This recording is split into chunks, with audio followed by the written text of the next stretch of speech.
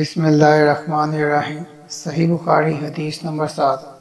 ابو سفیان بن حرب نے یہ واقعہ بیان کیا ہے کہ ہرقل شاہ روم نے ان کے پاس قریش کے قافلے میں ایک آدمی بلانے کو بھیجا، اور اس وقت یہ لوگ تجارت کے لیے ملک شام گئے ہوئے تھے، اور یہ وہ زمانہ تھا جب رسول اللہ صلی اللہ علیہ وسلم نے قریش اور ابو سفیان سے ایک وقتی عہد کیا ہوا تھا۔ جب ابو سفیان اور دوسرے لوگ ہرقل کے پاس ایلیا پہنچے جہاں ہرقل نے دربار طلب کیا تھا، اس کے گرد روم کے بڑے بڑے لوگ، علماء، وزراء، امراء بیٹھے ہوئے تھے۔ ہرقل نے ان کو اور اپنے ترجمان کو بلوایا، پھر ان سے پوچھا کہ تم میں سے کون شخص مدعی رسالت کا زیادہ قریبی عزیز ہے؟ ابو سفیان کہتے ہیں کہ میں بول اٹھا کہ میں اس کا سب سے زیادہ قریبی رشتہ دار ہوں۔ یہ سن کر ہرقل نے حکم دیا کہ اس کو ابو سفیان کو میرے قریب لا کر بٹھاؤ اور اس کے ساتھیوں کو اس کی پیٹھ کے پیچھے بٹھا دو۔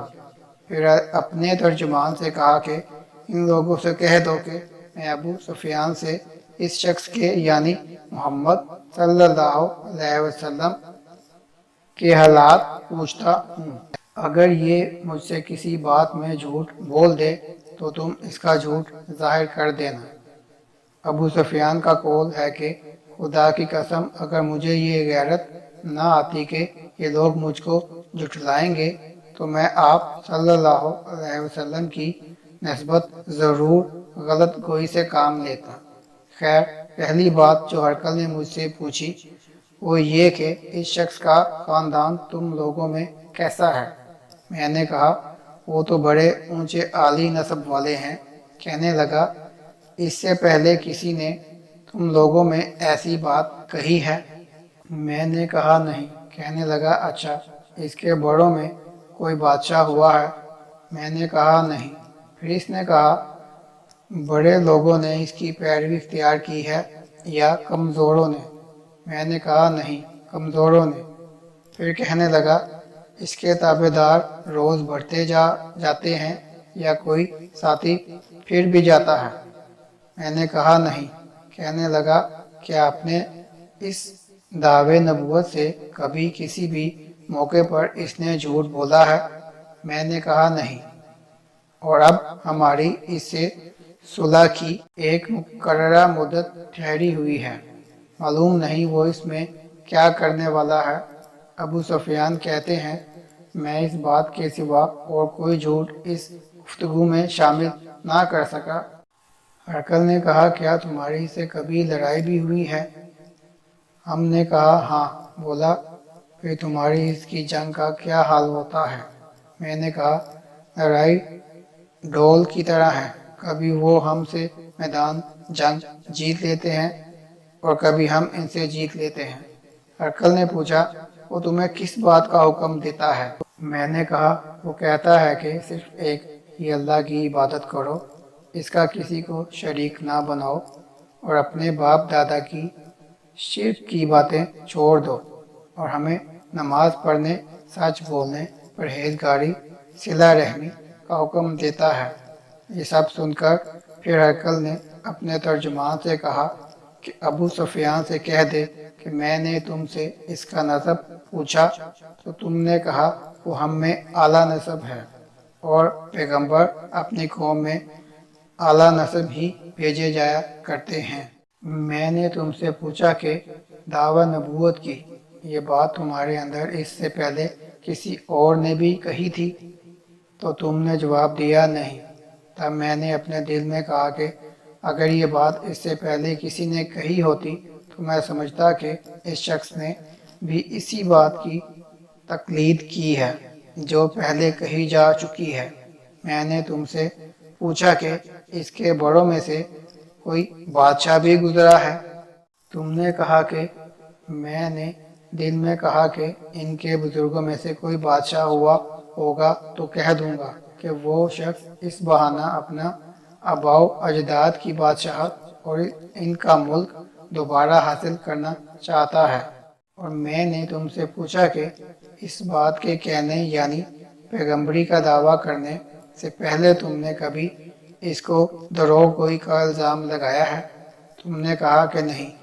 میں نے سمجھ لیا کہ جو شخص آدمیوں کے ساتھ دروغ گوئی سے بچے وہ اللہ کے بارے میں کیسے جھوٹی بات کہہ سکتا ہے۔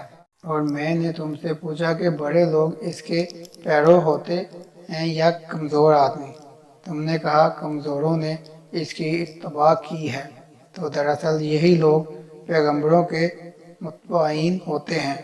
اور میں نے تم سے پوچھا کہ اس کے ساتھی بڑھ رہے ہیں یا کم ہو رہے ہیں؟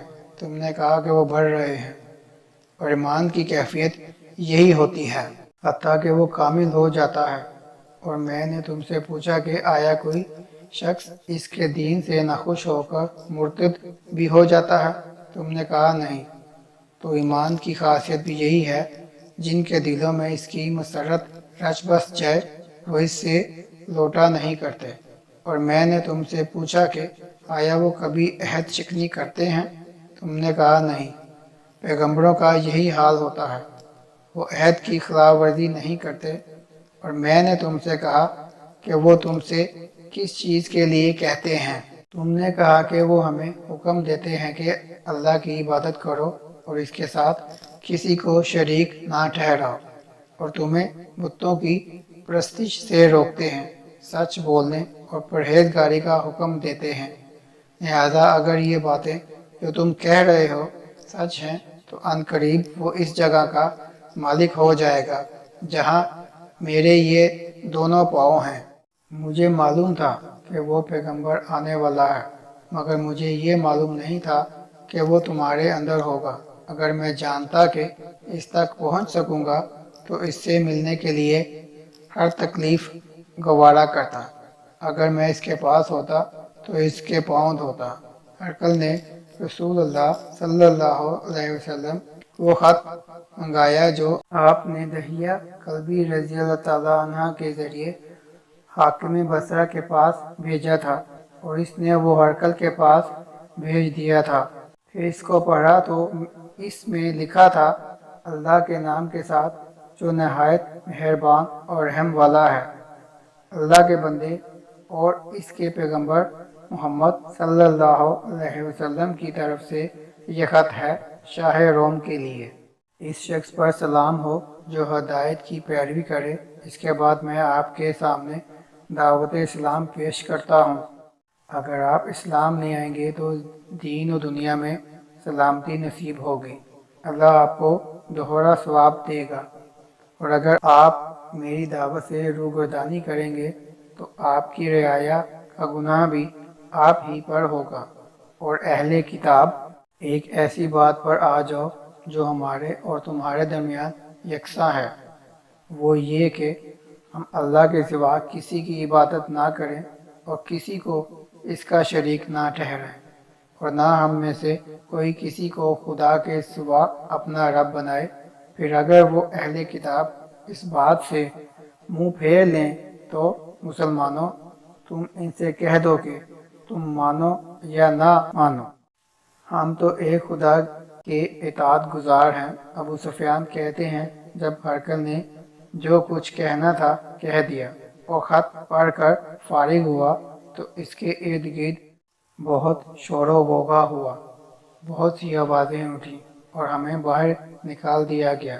تب میں نے اپنے ساتھیوں سے کہا کہ ابو کبشہ کے بیٹے حضرت صلی اللہ علیہ وسلم کا معاملہ تو بہت بڑھ گیا، دیکھو تو اس سے بنی اصفر روم کا بادشاہ بھی ڈرتا ہے۔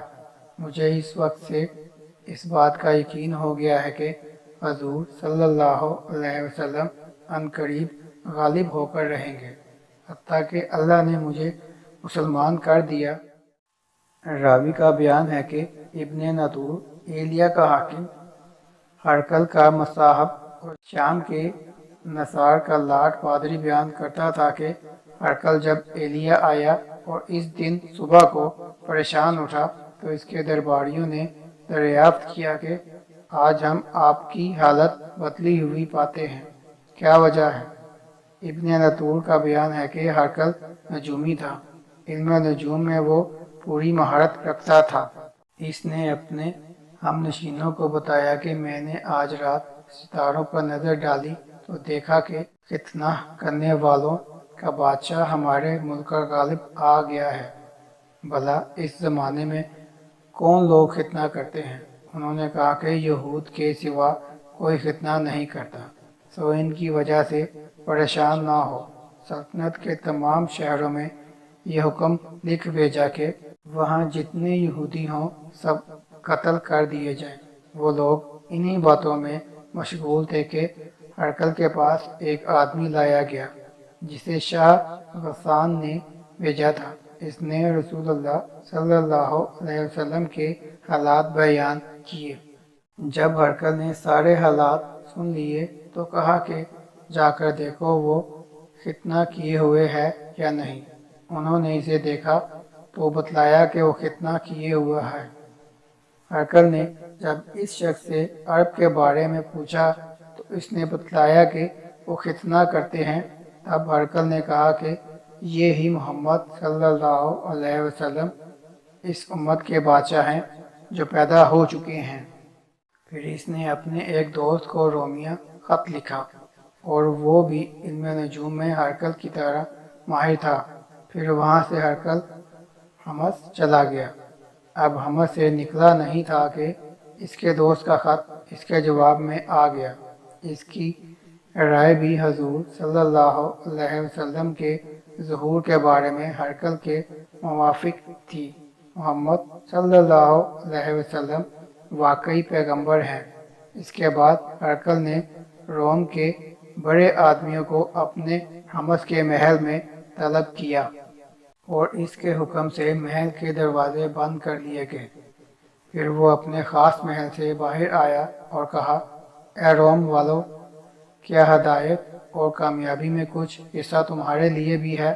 اگر تم اپنی سلطنت کی بقا چاہتے ہو تو پھر اس نبی کی بیعت کر لو اور مسلمان ہو جاؤ۔ یہ سننا تھا کہ پھر وہ لوگ وحشی گدھوں کی طرح دروازوں کی طرف دوڑے مگر انہیں بند پایا۔ آخر جب ہرقل نے اس بات سے ان کی یہ نفرت دیکھی اور ان کے ایمان لانے سے مایوس ہو گیا تو کہنے لگا کہ ان لوگوں کو میرے پاس لاؤ۔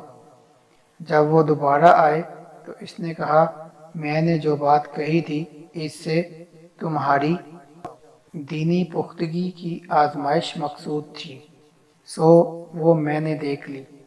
تب یہ بات سن کر وہ سب کے سب اس کے سامنے سجدے میں گر پڑے اور اس سے خوش ہو گئے۔ بالآخر ہرقل کی آخری حالت یہی رہی۔